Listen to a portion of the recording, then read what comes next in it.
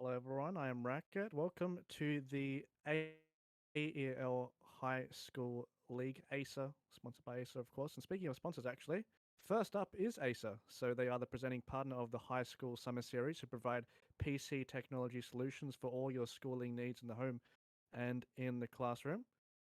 And secondly, we have the Predator Gaming PC partner, who provides high-end gaming-focused PC solutions in both laptop and desktop formats, of course powered by Intel. And also the AOC monitors. If you're looking for a premium gaming monitor, look no further than them. They provide the best in-class solutions to your gaming and all other needs. And a very tasty solution, of course, we have the Indomie, the noodle partner made with high-quality flour and selected ingredients. Spices, a plate of Indomie meagering will certainly brighten up your day. Try any one of those flavors available from your local grocer or at indomie.com.au. And the last sponsor we have is the Game on Cancer charity, who are the choice for the AEL, who fund the much needed cancer research with the projects within donating a portion of all the students' participation fees to that life-saving cause. And if you'd like to donate, go to the AEL's Tiltify campaign page and you have the QR code there as well. So, we are into the game, everyone. And this is Aces Overwatch 2 versus KGS Watch 1. And both teams sporting quite a similar comp from what we've been seeing so far in the league with the Junker Queen, with the Ramatra, etc. But a little bit of a tinge of the Torbjorn as well, a bit of a different style here, sort of like a hybrid comp that Aces Overwatch 2 are going for here. See how it will go. Of course, KGS do have control of the point, and they do have the Bastion as well, helping to eliminate the opposition and those tanks having a little bit more of a difficult time. But Swagger is doing a great job himself at walking forward there, applying the pressure, but the Junker Queen continues to get the healing off, and she can certainly be a menace in these situations, but she finds herself sort of stuck in between a lot of enemies there, especially up against the Reaper, can be quite hard to deal with. So let's see how perhaps Aces Overwatch 2 can try to recover from this, because KGS are doing a very good job so far, especially Bastion nearly having that ultimate, Roger as well, doing a great job making sure the tank is facilitated in the situation. But it looks like Aces Overwatch 2 are trying to now come onto the point. The Torbjorn's all healed up there with the armor as well, getting the bonus of that health addition. But speaking of health addition, health subtraction with the anti-healed, great job to get rid of that from the Torbjorn and doing so much damage to the Junker Queen, but suffer as I have, if you can imagine the audio being played there from the Ramatra, a lot of damage coming out through the ultimate, but doing a good job to spread up around too, the 2v1 on the side there up against the Genji, and see how the rest of this map can turn out. But KGSC for the time being are doing a very good job at maintaining the point, maintaining the pressure, maintaining everything that they want, and that Bastion ultimate is being procced as well to delay everything that is happening out there from the Aces Overwatch 2 squad. And of course, they haven't really had to use a lot of their ultimates so far as well, which is the good thing. So KGSC doing a good job at maintaining that. But speaking of ultimates, Moira blasts her across the map there, but Adam does a very good job to try and counter that with his own Death Blossom and successfully gets 2, make it 3. Adam doing a fantastic job with the Reaper so far. And there we go, KGSC get the very first point there on Lijiang Tower, and quite a successful one at that as well. 100% to 1. And Aces Overwatch 2 perhaps wanting to rethink their strategy, seeing how they might change what they're going to be doing on this map in particular. They have shown to have that flexibility in the past. But we apologize for the sound issues as well, by the way, and we should have that resolved quite soon. So thank you everyone for sticking in with us, and it will be resolved. So as we are getting back into the match, I suppose we can be using our imaginations as to what the characters are sounding like. We've all played a little bit of Overwatch, so that's the high point there. But hey, let's go and get into the game. Of course, both members of the teams moving forward out here, and the Junker Queen, the Ramatra matchup, we've seen this so many times before, but Carlos sporting the Genji as well with the Adam, the Widowmaker. This is something that they've done in the past as well. Very comfortable with this type of setup, and look at the amount of value coming out from the Junker Queen swing, but at the same time she's been anti-healed at the same time.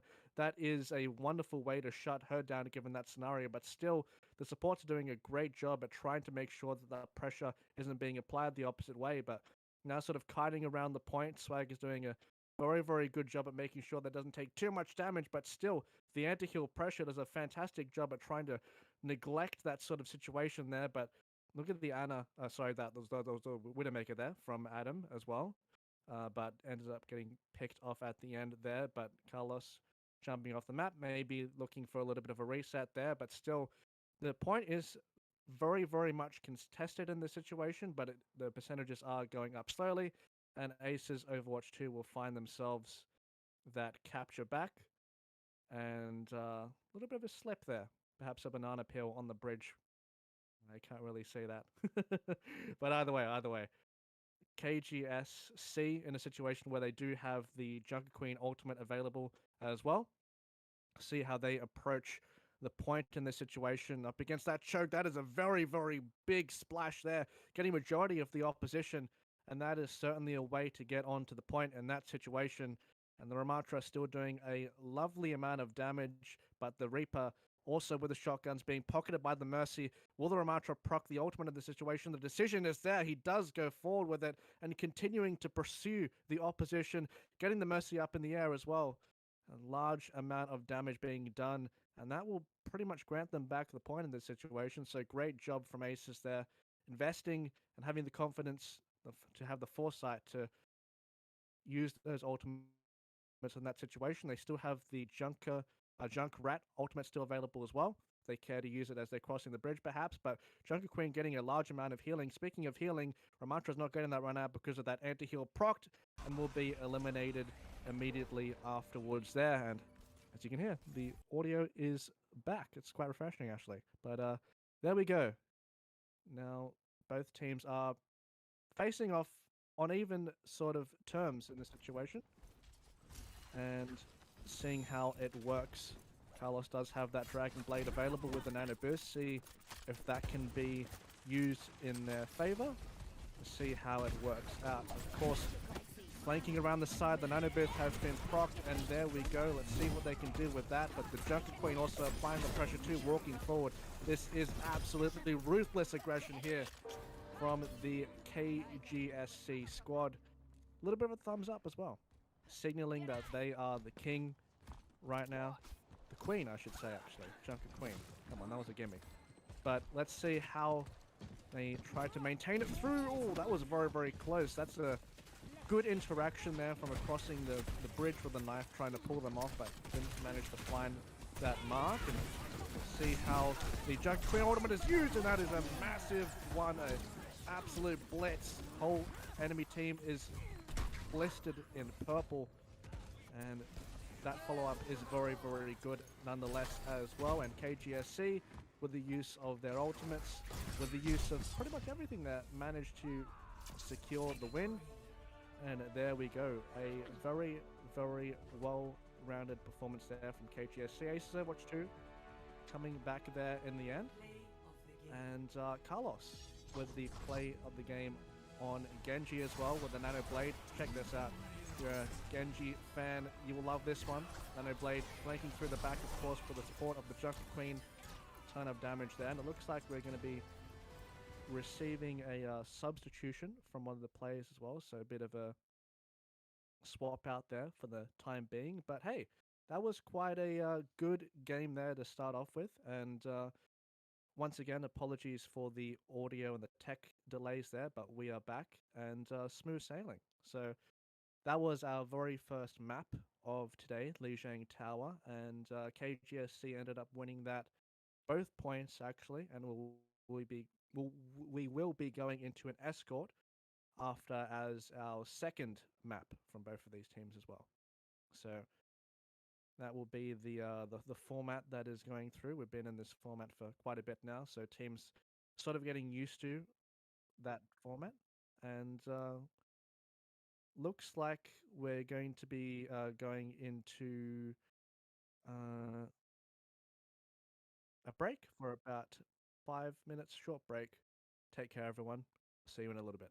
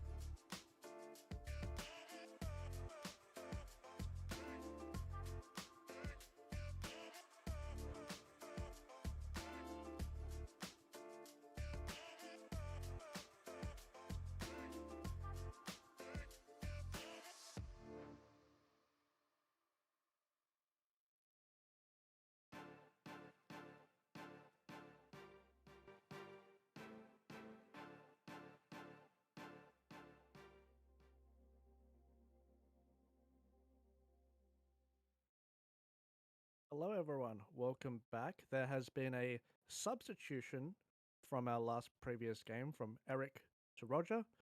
And yeah, so just a little bit of a roster swap there, but that was a successful win from the KGSC squad.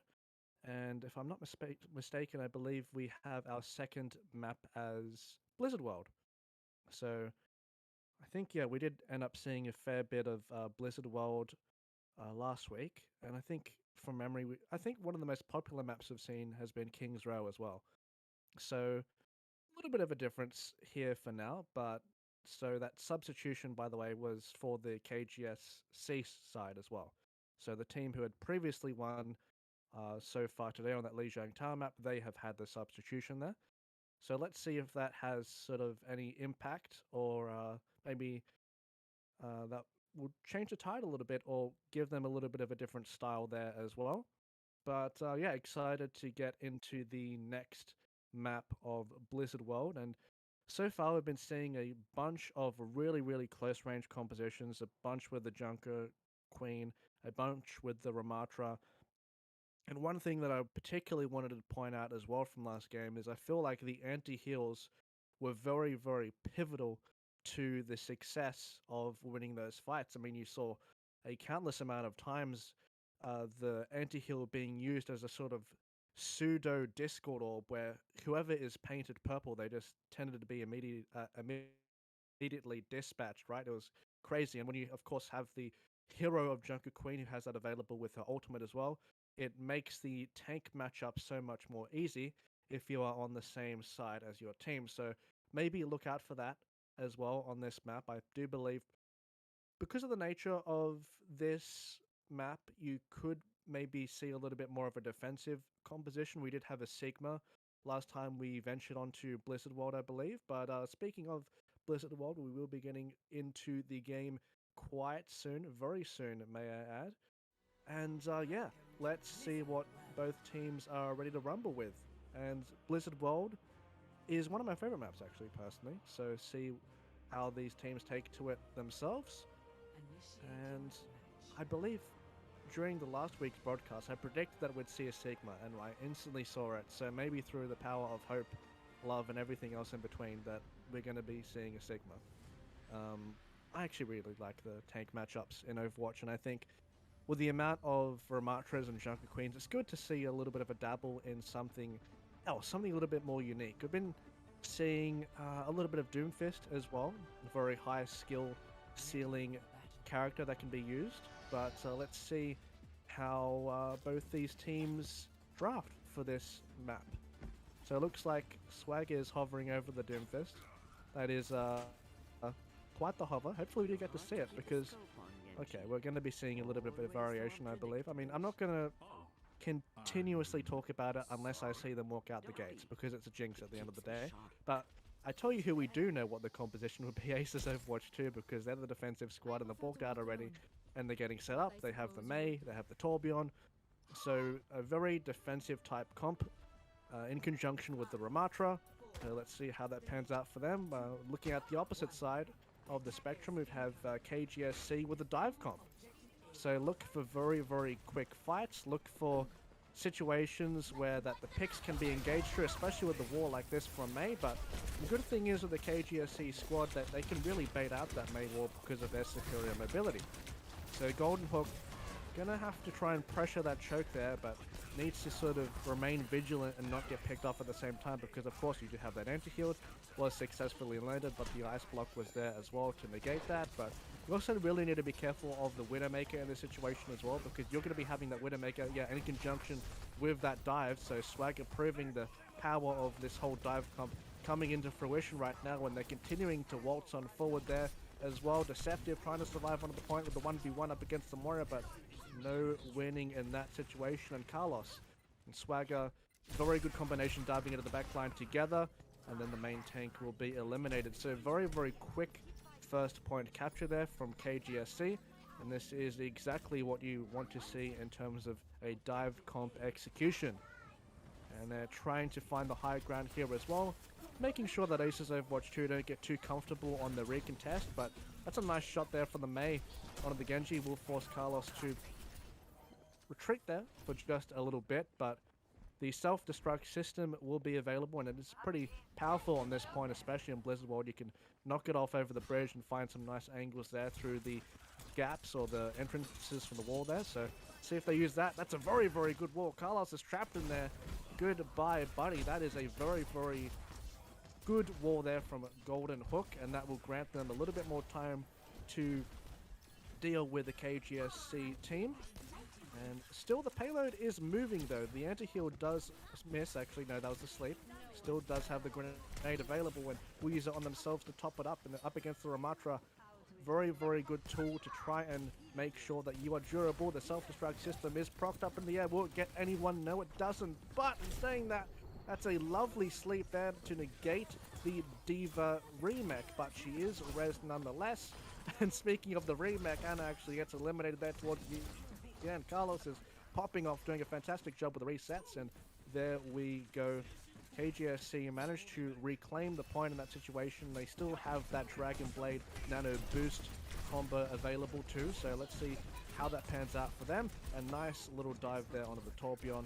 This is just a clinical performance so far with the dive comp. Glad we're seeing more of this classical comp.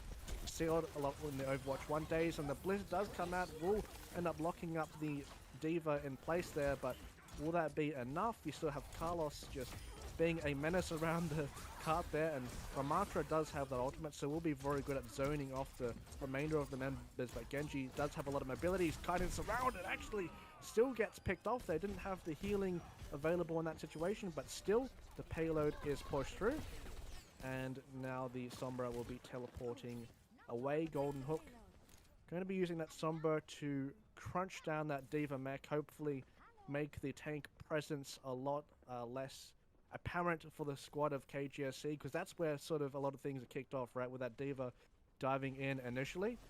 So they still are holding on to that Nano Blade as well, so watch out for KGSC to be using that. Maybe they're going to be saving it for the last fight, because they've just been getting a lot of picks at the start of these, so they haven't really had a reason to invest such a critical resource, and already getting these picks up the start here. But Aces Overwatch 2, pretty good job themselves actually considering, but they need to be careful of this high ground. Tourbillon also does have the Molten Core available. See how that pans out for them, especially in such a tight area. It can be very good at locking down a choke point, but KGSC, they have a little bit more options in this scenario, especially with the Nano Blade. Carlos has been very strong, and the Genji dashes up in the sky. Here we go. It actually didn't go on the Genji, and still doing a fantastic job without the Nano Blade nonetheless, and diving onto the back line. The EMP does come out, means a lot of the members of KGSC are very, very low, but Adam is doing a great job at negating the EMP, getting the headshot, and sniping out their adversaries very comfortably, and looking to get more picks at the end there as well. Adam has been very, very good on this Hanzo previously, grabbing that pick out again, getting rid of the Tourbillon as well. Anti-heal is very, very big, but will that be enough? You have the self-destruct system to try and zone off the members of the point. Going to be using it right now, flicking it up in the sky. Will that be enough? And there we go. That is a double kill. Lovely job there from Swagger. Certainly Swagger, Dapper, and you are popping off. Wow, that is a great job. Trying to zone off from the point, but will that be enough? Oh, this is quite close in the sleep. The anti-heal, Diana, is doing a fantastic job of trying to negate the situation, but still, this is an absolute chaos fest. If you can't detect what is happening, then I wouldn't be surprised, but still, nonetheless, the Genji in this situation is going to be incredibly powerful with him being able to reset. The Ramatra is so low, and there we go. Oh, actually, no, the Reaper still managing to contest at the end there with the Wraith form as well, in conjunction with the healer, and the Genji actually nearly has his Dragon Blade available once again. Carlos is going to be retreating for the time being, and Aces Overwatch 2 do a fantastic job at stalling out in that situation, and they will need some more clutch moments like that if they want to remain durable on the point of Blizzard World.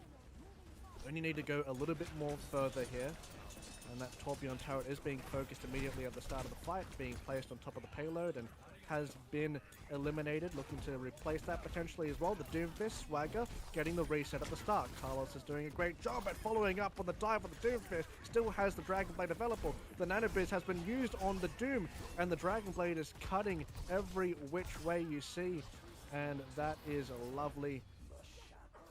That is a great performance from the dive composition. I think we're all very familiar with Carlos after that game. And you know what, to be fair, I think spectating Genji is quite entertaining. Quite entertaining. But hey, it is a very unique situation where, I mean, Aces Overwatch 2 nearly had that. I think that was sort of like their most successful point throughout the map. KGSC were just sort of running through them in the end, but Aces Overwatch 2, once they found that sort of more tight area, they found little spots to sort of hide in, and they kept on managing to come back through staggered on the point. And as a result of that, KGSC's time, it's doable. It definitely is doable. So if Aces Overwatch 2 can get a good start, especially with that Junket Queen ultimate, we've seen Zynthius so powerful with that in the past, so see how that pans out for them. Let's see if the Symmetra actually will be used in this situation as well. We have seen this before, using the teleporter to be transferred onto the high ground to make sure that the inferior mobility of your comp is taken care of by having a nice teleport onto the other side. So see if that strategy is going to be implemented there, but either way, KGSC with quite a unique comp. It's not quite the dive, it's sort of a mix in between with the Zarya and the Echo. You see how Carlos performs with its Echo. A little bit more difficult on the defense, I'd wager, but still, if he does manage to get the damage through and replicate the Junkie Queen, certainly could be very, very deadly. And Zarya, she is very charged up at the moment, but at the same time being focused down intensely too, so need to be a little bit worried about those bubble usages to make sure that she can be followed up on, but some nice harassment coming through from Adam, and that's a lovely burst combo there from Carlos on the Echo. And pushing through Acer's Overwatch 2 towards the back now. A nice anti-heal as well.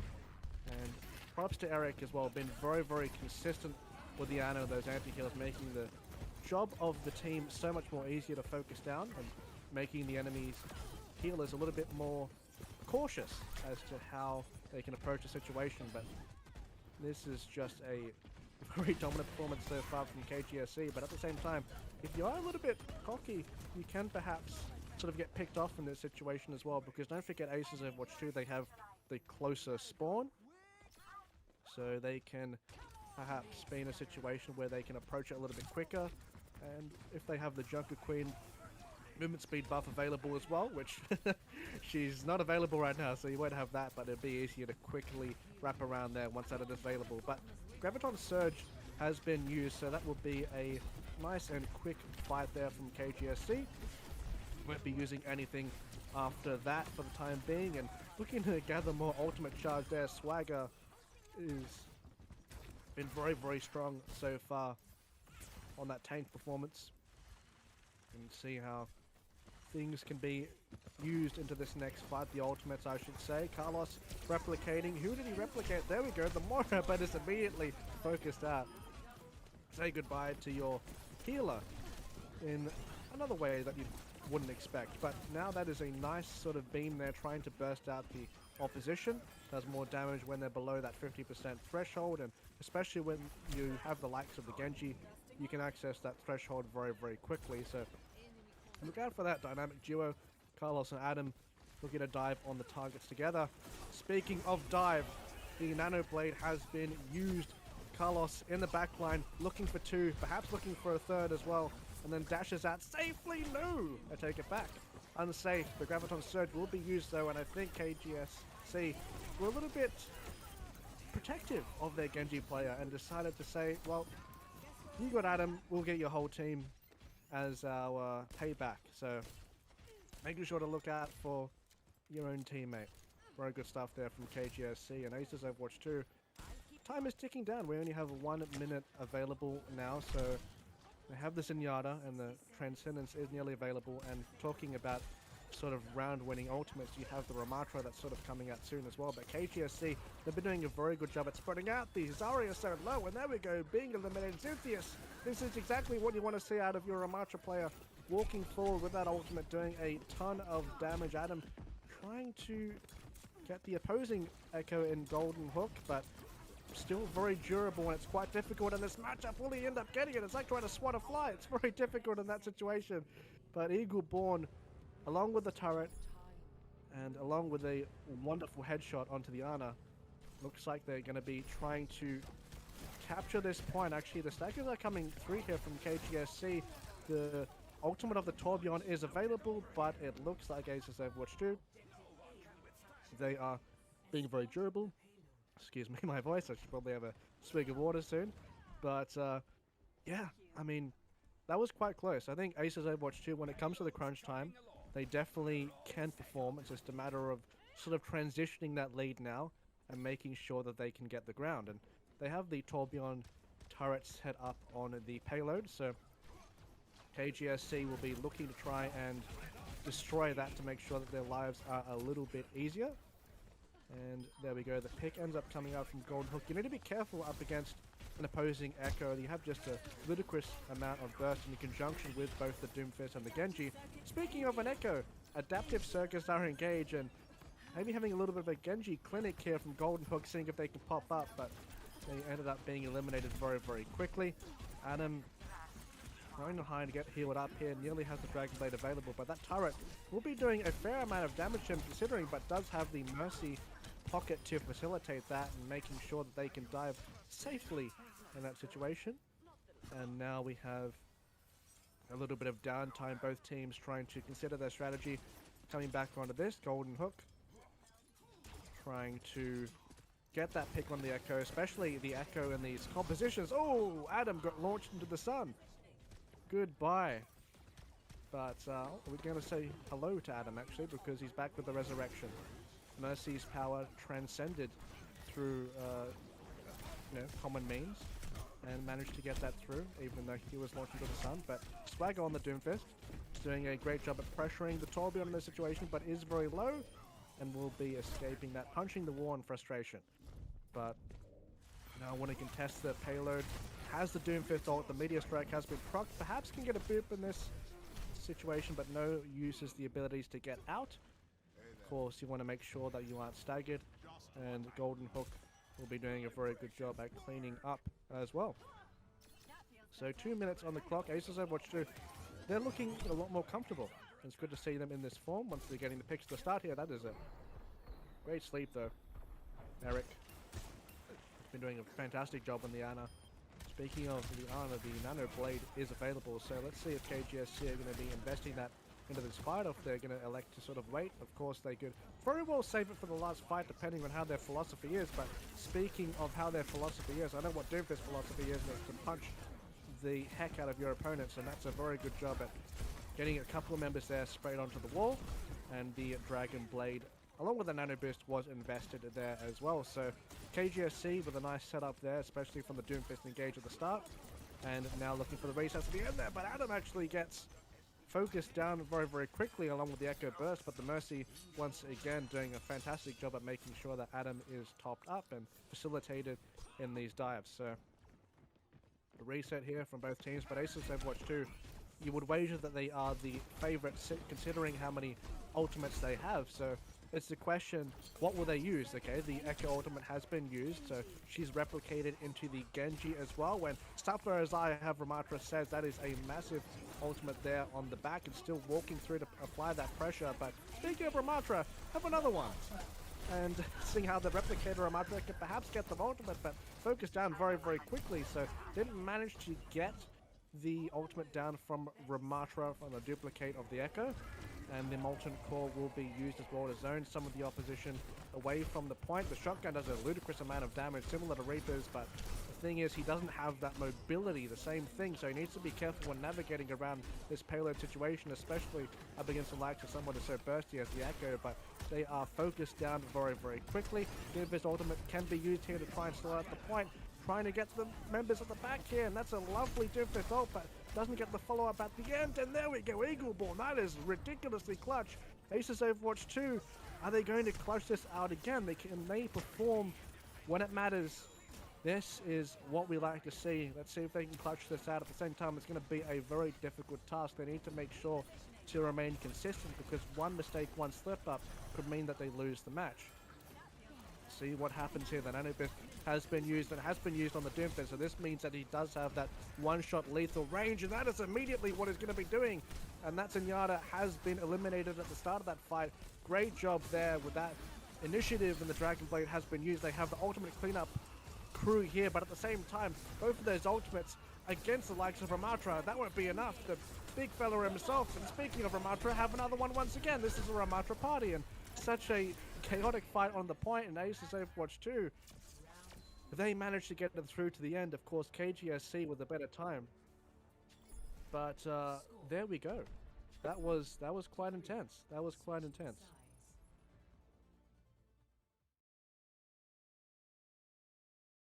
Looks like we have fixed the stream as well. So, pardon me. I'll graciously sip my drink as well, just to.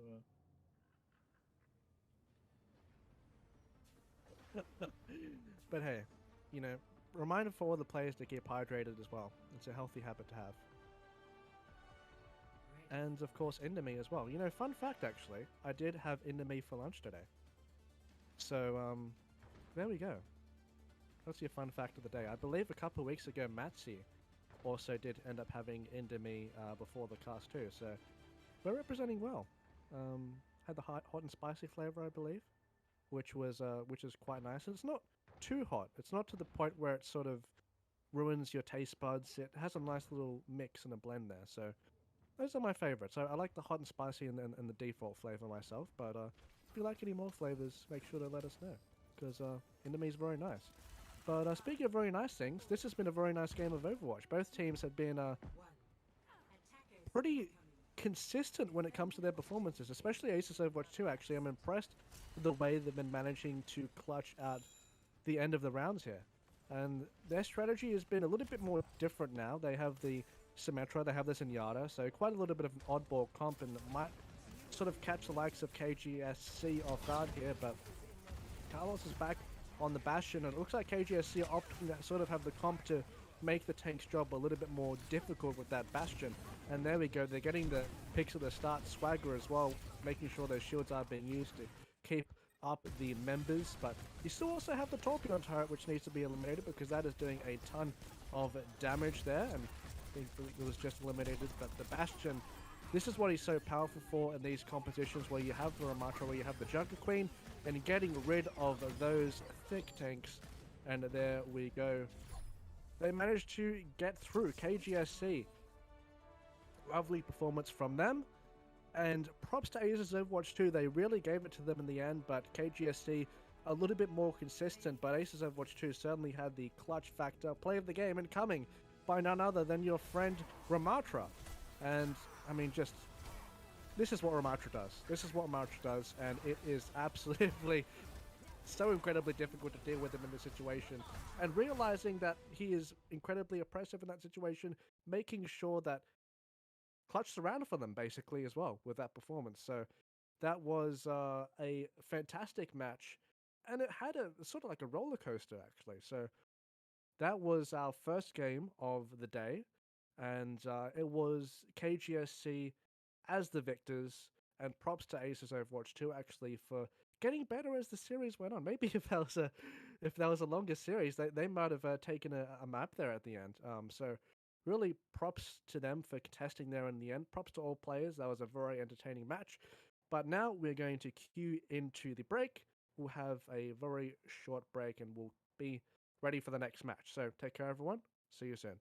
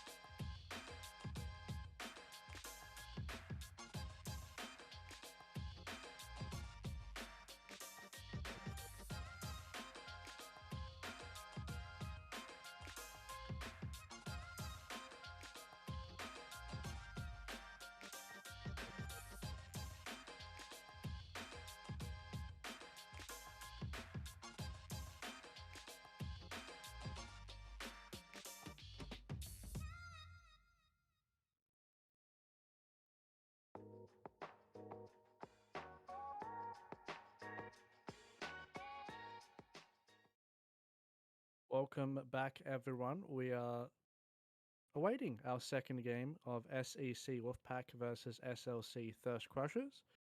And yeah, excited for that one. But before we get into the games, have some sponsor reads. So, first off, of course, we have Acer Australia, and they are the presenting partner of the High School Summer Series to provide PC technology solutions for all your schooling needs in the classroom and at home. And secondly, if you want a upgrade, Predator Gaming PCs are fantastic and they provide a high-end focused PC solution for both your laptops and your desktop formats. Of course, they're powered by Intel. AOC monitors. They are the premium gaming monitor around and they provide the best in-class monitor solutions for gaming and all your other needs. And if you're a little bit hungry, Indomie, the noodle partner, are made with high quality flour and selected ingredients, different spices, and a plate of Indomie Mega Ring will certainly brighten up your day. Did for me as well. I had it earlier on. So go over to your local grocer or look at indomie.com.au and give them a shot. And of course, we have Game on Cancer. They are the charity of choice for AEL and they hope to provide the much needed cancer research for the projects. AEL donating a portion of all student participation fees to this life-saving cause. And if you'd like to donate as well, please head over to the AEL Tiltify campaign page. So there we go. And I believe we are just waiting on the players to see if we can get started onto the match. And I think from memory as well, we are starting on Nepal. Let me just take a quick look and I believe we did have the map. There we go, Nepal, and then I will leave the second map as a guess because I know what the second map will be, but it could very well be anything. That'll be our mini game of the day, discovering what the second map of our game will be. So there you go. Um, we're just having a little bit of tech issues with the server right now as well, so just bear with us for a little bit, and we'll get into the action as soon as everything has been sorted. But yeah, so this is of course SEC Wolfpack versus SLC Thirst Crushers. And keen to get into the games, of course, we are starting off with Control, then going into Hybrid. So see how it pans out for both of these teams. We are nearing our entry into the Overwatch world once again. And there we go. We will be there quite soon, fellas. And hopefully it'll be something like last match, because last match was quite entertaining, especially getting towards the end there. Both teams, sorry, warming up to things. So it is now SEC Wolfpack versus SLC Thirst Crushers on the map of Nepal. So, bit of a difference, of course. We last played on Lijiang, and so, both of these teams. Oh yeah, that's right. We're on the waiting for players thingamajiggy. So just sorting that out before we can officially have the lobby ready, and might have to do a remake and stuff there. So be a little bit patient with us, guys. We'll get that sorted out as well. And meanwhile, the players are having fun.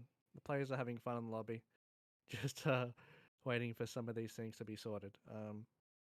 But hey, these things can happen.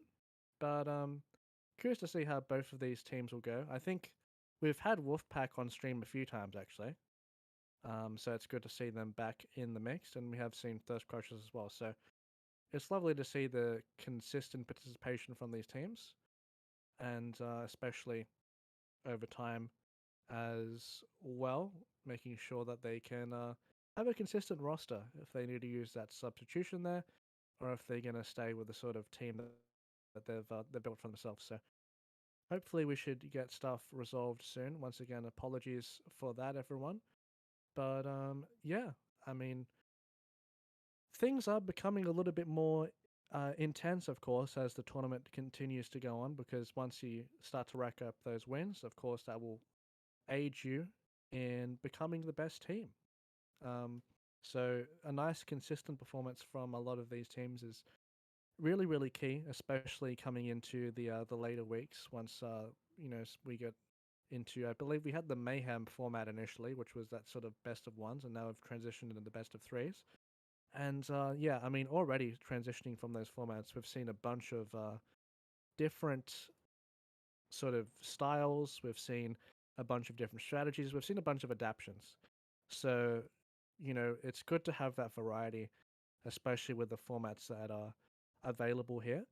And I mean, personally, I'm a big fan of the best of three stuff because you get to sort of see that adaptation throughout this series. And I think for a lot of the time, we have been seeing a great degree of variation. If someone, I'm going to use like the stock standard Overwatch example, where it's sort of like, oh, they have a Pharah that's carrying, we might need a hit scan. A lot of these players do have the capacity to swap off to that counter to try and counter that Pharah. I'm just using that as an example. About as easy as an Overwatch example as you can get, right? Or like a Genji having a Winston to try and taser him. A lot of these players sort of have that pull necessary to have these counters available in case someone on the opposition is popping off a little bit too much. So, of course, some teams elect to sort of stay for a very similar play style that they've been playing through or practicing because they want to be familiar with their own sort of strengths or weaknesses. Because sometimes it's a little bit better if you can play something that you're familiar with, even though it might not have the best matchup up against the enemy, because you at least sort of know the ins and outs of it a little bit more. So seeing sort of those opposing like philosophies or knowledge like go up against each other is really really cool in Overwatch. But yeah, that's sort of the dynamic we've had, and over time, especially Blizzard have been a little bit more hands on with the patches,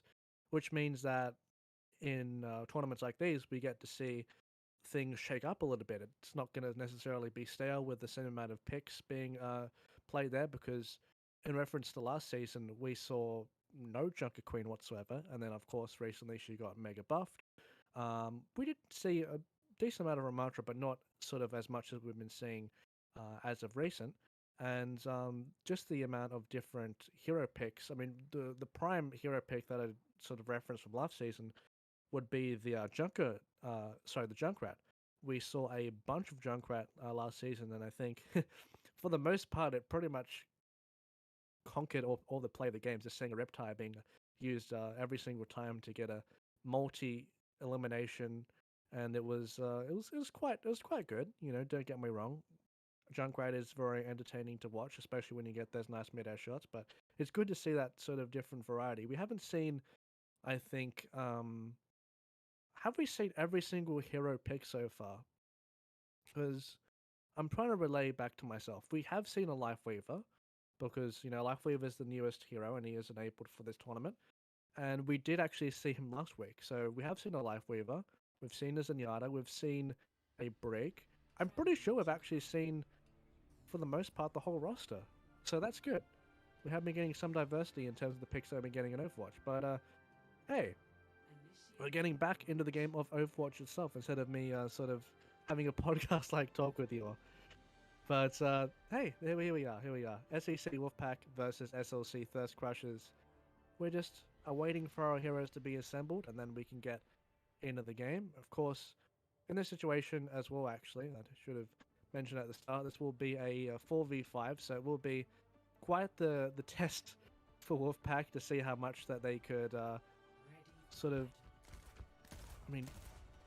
either way. Either which way you look at it, it's going to be quite difficult, but we have actually had a couple of 4v5s in the past where the team that has had the 4 members has done pretty well considering.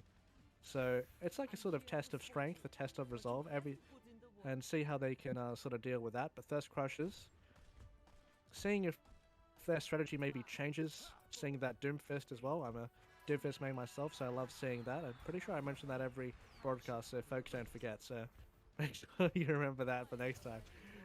But Wolfpack are opting for a pick comp. So how do you make this a fair situation? As if you get a lovely Widowmaker headshot at the start of the fight. That is certainly a way of looking at it, huh? So let's see if they can get that through. Doomfist will be charged now with that glowing fist of his, the golden glowing one, I may add as well. And Nemo on to the Tracer, making sure that the opposing Widow does not have any free space. So just gliding around using the blinks to make sure that he dodges all the damage through, and of course being facilitated with the Mercy as well, and the Soldier being the front force of the damage there with the hit scan as well. So first fight does go to SLC Thirst Crushers, and wow, that Soldier skin with the weapon actually looks quite nice. It's I do like a lot of the skins in this game, how they change the weapons. And personally for me, if I see a weapon that I don't like, I feel like I aim worse. So I wonder if that's the case for anyone else here as well. But Deadly Kitten, making sure that all of the members are topped up. It's going to be quite difficult if you're a support in this situation, I suppose, trying to survive and have your tank survive in the same situation, especially when you have a Doomfist in the back line. But, you know, my positive sort of outlook on this is we get to see a Doomfist. So good on you, Kudo, for locking in the Doomfist there. And equipping the Gladiator skin as well. But Deadly Kitten will be eliminated, retreating back, nearly approaching 50%, and of course the Meteor Strike is available too. Will be used and will be landing pretty much smack bang on the top of Zarya. Must have a headache after that one. But still have the supports facilitating the Doomfist and that aggressive play, but can you facilitate up against the point blank Bastion? Yes, you can, actually, with enough burst damage from the back, making sure that the Soldier was backing up his fellow player. Looking for an environmental kill there, but not managing to get the Zarya off the map. Of course, tanks do have that innate passive. They have a little bit more tenacity or pushback reduction. And of course, up against an Ana, they get slacked for less as well, which was a very recent change and explains as to why I've been seeing a lot of Ramatra as well, because once we saw Ramatra for quite a bit, it was very difficult to stop his ult, but now with the opportunity for the sleep only sleeping him for about 3 seconds, it became a lot more prevalent. But Ramatra's not here. I mean, so we have Zarya and Doomfist, probably the two rarest takes I could see so far. Actually, I'd probably say Hammond would be a little bit more rare, but hey, we're getting a bit of variety when it comes to these picks. Actually, I've been liking the amount of Zarya we've been seeing. It's sort of a tough pick to pull off sometimes because it's sort of snowbally, and when she first released in Overwatch 2, she was quite powerful because she could just sort of shield herself and run it straight into your backline, sort of acting like a pseudo dive character herself, despite, you know,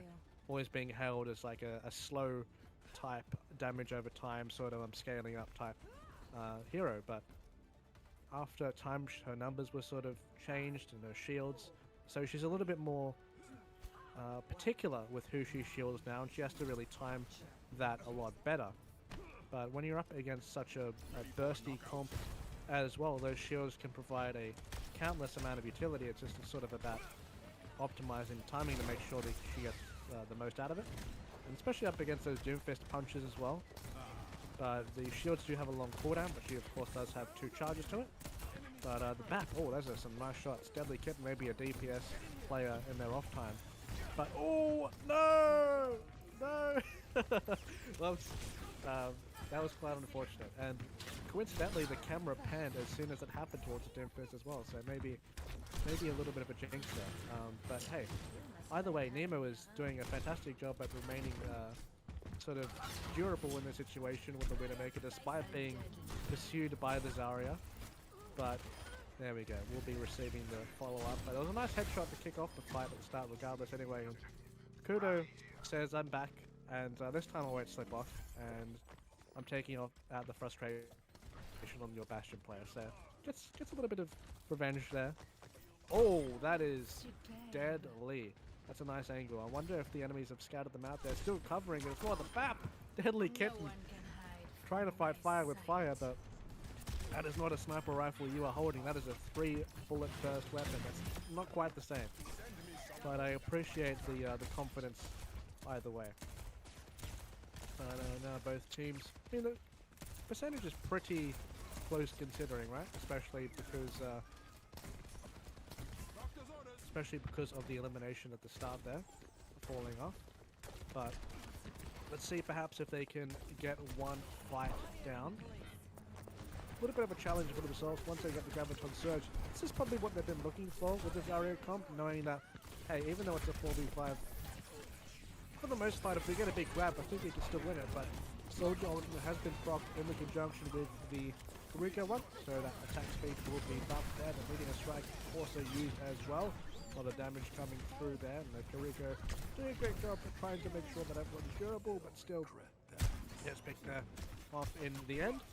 But Rakuno being very, very durable and mobile in the situation, still managing to kite away from the opposition, but it's a little bit more difficult once you're in the phase of trying to contest the point. And that's a nice Mercy pocket to make sure that members are topped up there as well. But it's a very nice Mercy pocket, but a lot of the members were grouped up, and as a result, Nemo will get eliminated there as well. The Graviton Surge, this is exactly what they wanted to see in the situation, but the Resurrection does come out, and Nemo is now back to fight again. The would make it a little bit more difficult to get the immediate value off there. I take that back. Nemo comes back and gets a headshot immediately. In a 1v1 against the Kuriko. Close range is a little bit difficult. She has a smaller hitbox, so I can understand why you want to retreat that situation. The grenade launcher from the Bastion makes the 1v1 a little bit more in their favor, but speaking of in their favor, being pocketed by a Mercy and having a sniper rifle, assault rifle, whatever you want to call it, hybrid up against a Gatling gun, and manages to win out because of the Mercy pocket there in the end. The Radar Cook narrowly misses, swapping off the Doomfist, looking to get those elimination kills there. And the Shotgun will be doing a bunch of damage up against Zarya when she doesn't have those shields available, and she did not have those shield available in that situation. Great job from the first Crushers, and they will be getting the point back. They have the Tactical Visor available, maybe looking to combo that in conjunction with the Mercy boost, and they of course have the Kuriko ultimate coming online soon, but this is what they're looking to get. These very, very quick fights at the start. Didn't manage to block off the damage of the Baptiste there, but still, here we go, whole hog along with the Tactical Visor. Very, very quick stuff from First Crushers, making sure that Wolfpack can't get onto the point, because Wolfpack, once they had their ultimates, they were pretty strong, especially with a follow-up on the Graviton Surge. But there we go. SLC First Crushers get the first round on the pole, and they win in great fashion, swapping onto the Roadhog. Actually, Roadhog is a rare pick that we've seen as well, that we haven't seen, and gets player of the game, so bless the Roadhog.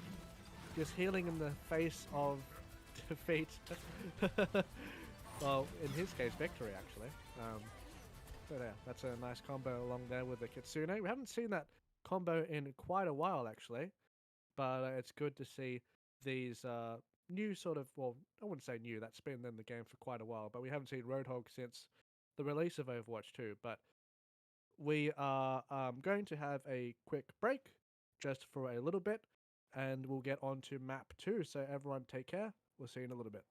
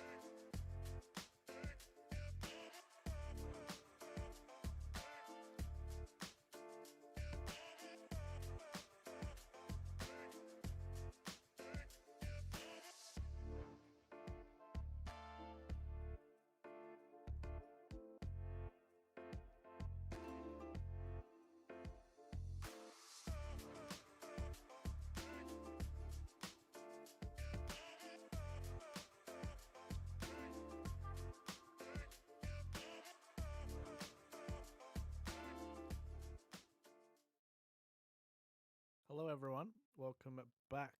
And next map. Did you guys guess it right? Did you guys guess it right? We have King's Row as our second map. So there we go. I totally guessed that, by the way. No, not really. But yeah, I mean, this has been a very common map for a lot of these teams to play. So seeing some familiar territory, and hey, if we're going to be seeing Wolfpack in that 4v5 situation, Zarya can sort of thrive on King's Row. So we could perhaps be seeing that, and we are getting straight into the action quite soon, very soon, immediately. There we go. King's Row. Welcome to King's Row, everyone. And welcome to the squads onto this lovely map. I think this is probably the fan favorite for sure. A lot of the Overwatch 1 fans will definitely have King's Row as their favorite. I'd probably say that. That's like a fair statement, I believe. But let's see how both of these teams change up what is potentially their prime comps in this situation. I mean, we've been seeing a lot of Reinhardts on this map. I mean, it's a classical type thing. Junkers, Ramatras, but Thirst Crushers. Let's see if they pull out. Yeah, there we go. The Roadhog. So I was talking about rare tanks before. We didn't really elaborate too much on Roadhog. He's ever since those nerfs, he has been very, very rare, and especially up against the likes of an Ana, especially up the likes of a Zenyatta, and the Cleanse, of course. I think ever since Kiriko came into the game, that sort of combo of the Roadhog Kiriko was very, very powerful, but then immediately after Roadhog got nerfed, then all of a sudden, Kiriko was like, alright, I'll just have another main tank. We weren't really a combo, so see ya. But now we have the Wolfpack, and they have the character, the new one, the one with the flower platforms. It is Lifeweaver. So let's see if they can pop off with that pick. And speaking of popping off with that pick, gets immediately eliminated at the start. Nemo not a fan of that one, but hey, that is a very, very good way to respond to that with the Hanzo. Double headshot immediately straight afterwards. I mean, Wolfpack, that is amazing how they managed to win that fight, considering that they were picked off at the start. They basically just won a 3v5, so lovely job to them. And that is the quickest dragon strike I've seen. That is amazing. Okay, that is a thing apparently, but they still need to deal with the tank that's in their face and the sniper that is back from here as well. Nemo scouting up across here, and despite the valiant efforts from the Wolfpack, of course, the Thirst Crushers, they're sort of coming in one by one, and they are a durable squad, of course, with the Roadhog able to heal himself up and being facilitated by the Ana as well. And they're looking to get some more picks from over here as well. Maybe looking for a recontest. The Roadhog will be used to try and get rid of them there, and the double kill, but gets eliminated at the end. But you would argue that's probably worth it. Actually, maybe not, actually. The Kurtnik on the Hanzo has just been so good so far with those headshots, and they just came out of nowhere. And I think Nemo was sort of caught off guard in that situation. Kurtnik is very, very proficient on this bow and arrow.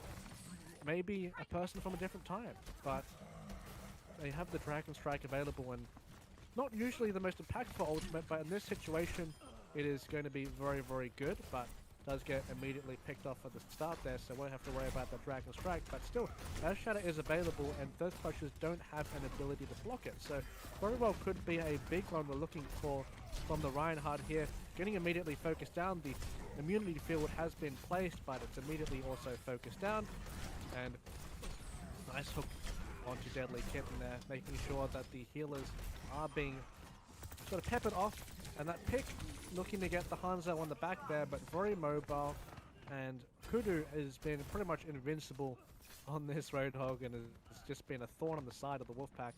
Has missed that hook, but still providing a vast amount of pressure, making sure that the enemy has to think about where they're going. Oh, good night! Oh dear.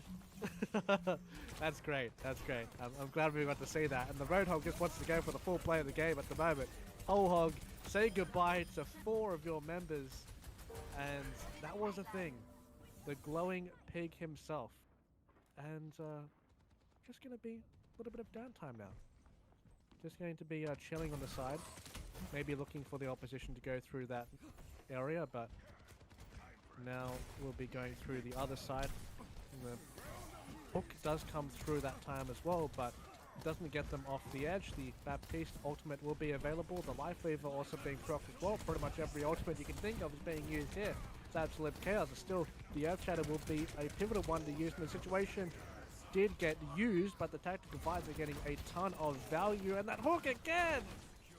Two of those corpses will be down there.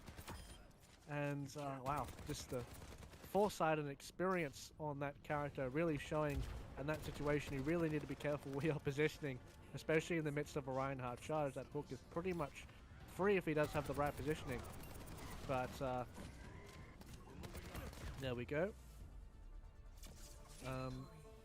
I believe we were in a different game mode there as well, actually. I think we were on the quick play game mode from the looks of it. That's what the players are saying too. But Ricardo gets play of the game on the Roadhog, and of course this was the play of the game, the whole hook. Actually, we didn't get to see the hook at the start, did we? That's unfortunate. Sometimes play of the games can be like that. But hey, there we go. That was the play of the game, and it was you know, not really much of a surprise that that was the play of the game. But we're going to be getting back into the game as well, because that sort of counts as the first one, right? Since the mode was quick play, so can let them play it out and see how we go there. So we're back on King's Row now, of course, and we'll see how the situation works out. Waiting for what the players think, perhaps beginning an FF or perhaps playing it out, but see how these folks react. I mean, Wolfpack have been doing a pretty good job considering. Believe the overlay is on the other side as well, so it's SLC. Right, there we go. Okay, cool. I was looking at the wrong thing there, but hey, we're in Overwatch now, and they are playing it out, so that's good. That's good. See how works out here, but it's a tough situation obviously, but it is what it is. But have opted to play it out, which is good sportsmanship of course, and opting to go with a sort of similar style they've been going for as well. SLC is on the left and SEC is on the right, by the way, so it's just the other way around. That's fine. But the Sleep will be going through there onto the Reinhardt, and Makudo will be cleaning up once again on this pick. And there we go. Continuing to put on quite the performance on this, but speaking of quite the performance, Lakurtnik on the Hanzo has been phenomenal so far. But yeah, both teams are sort of playing a little bit more aggressive and just battling it out. They're sort of right, okay, this isn't going to be the most conventional match. Let's just sort of get it done with, let's brawl, and have a little bit of fun while we're at it too. But the Life Weaver pull will be used to get the Reinhardt out of harm's way. But as a result of that, the Hanzo will be eliminated straight after. So it's cool you need to keep a track of if you're Life Weaver. Quite hard to play. But Roadhog just patiently getting rid of the Life Weaver pedal.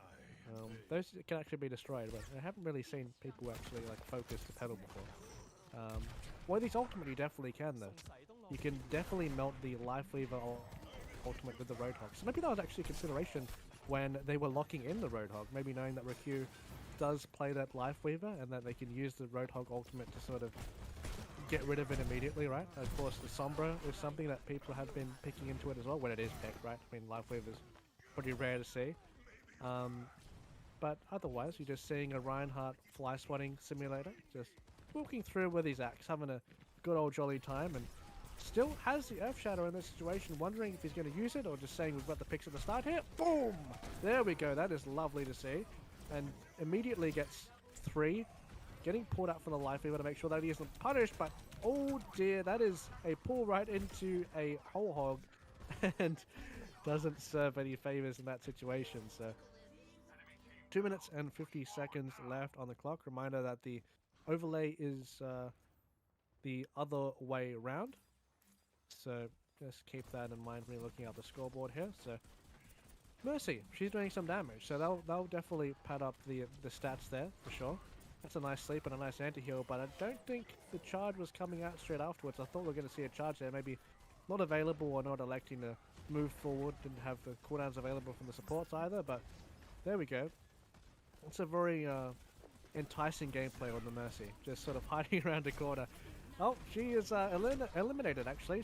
She was doing a very good job at surviving, but the tactical visor has been used, and it looks like wanting to play a little bit more aggressive now. So there we go. That was a nice and quick one.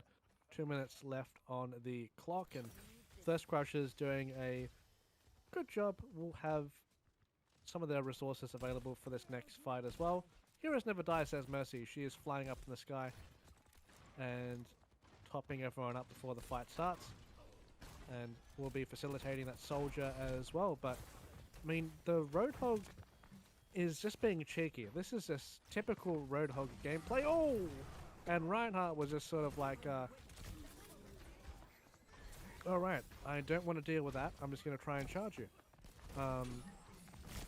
So now trying to charge on the other way there, but seeing how that works in that situation. The life pedal will be used there from the life weaver, and need to be using that as a sort of way to navigate through and create your own high ground. And see how this situation pans off. Of course, 60 seconds left. It is going by the minute. Whole hog will be used, making sure to get rid of that Reinhardt shield asleep. I really missed at the end there. This is what I like to see Anna gameplay as a person who, when they do play support, Anna is the one that I like to hover towards. I think one of my favorite heroes in general, actually. But the Kurtnek with the Dragon Strike, Nemo with the Reptile. So both teams responding with their own respected ultimates there, getting a ton of value, I think. Especially the Kurtnek has been getting a fair amount of picks with the Hanzo and has been performing very well considering the deficit, but hammered down, says the Reinhardt. Gets the pin as well, but the Lifeweaver ultimate has been used to try and keep the members up, but they can still deal with that, right? Because you can sort of burst it down, but it does make it a little bit more difficult, of course, when you have the whole team standing in front of you as well. Tactical visor used over time. Nice hook. Boom. Eliminated there in the end. And that is a win. So, of course, they decided to play it out. And they ended up getting it through there in the end from SLC Thirst Crushers. What will be the play of the game? I think we got a soldier one. There we go. I believe on the first half we had a soldier one. And on the, on the first half we had a Roadhog one. The second half we had a soldier one. And that is a lovely tactical visor. 3. Does he get the 4th actually hopping around left to right? He indeed does. That is, that's great to see. That's great to see. Nice teamwork there with the nano boost. And that is the final game of the day. So yeah, I mean it's been a quick one, of course, but it was good that the folks decided to play it out there and on King's Row nonetheless, and did a very good job on the first map, especially getting the picks with Kurtnek as well on that Hanzo. So I mean, props to all of these teams, of course, and don't forget as well to continue to watch these streams because we are on every Saturday, same time, pretty much. So yeah, I mean, I will be reading out the sponsors, and then we'll get straight out of it. But yeah, props to all the teams once again. Thank you very much for that, fellas. And of course, speaking of things that are wonderful, amazing, reliable, Acer Australia, they're great with what they provide. If you're looking for premium technology solutions for all your schooling needs in the classroom and at home, look no further than them. If you're looking to upgrade your gaming PC, Predator Gaming is a fantastic way to start. If you're looking to look at your high-end gaming system solutions in both laptop and desktop formats, that'll be powered by Intel and it'll be fantastic. AOC monitors. I have one myself actually. I just realized that ironically. The gaming monitor partner that provides the best in-class monitor solutions for your gaming needs fantastic. And if you're feeling a little bit peckish, Indomie, lovely noodles. Had one today, of course, and they provide high quality flour ingredients, different array of spices, and a plate of Indomie meagering will certainly bright up your day. Try any of those flavors available and go to your local grocer or perhaps order from their website at indomie.com. And of course, we have Games on Cancer, and that's the charity of choice for the AEL. And they also assist in the much needed help for the cancer research projects, with the AEL donating a portion of all student participation fees to this life-saving cause. And if you want to help out, please visit the AEL Tiltifies campaign page, and you also have the QR code there too. But there we go. That is pretty much the end of it. So thank you everyone for tuning in. Thank you for the teams, and thank you for production. You know who you are, and it's been a lovely day. So thank you everyone for watching the stream. Take care of yourselves, and we'll see you next week.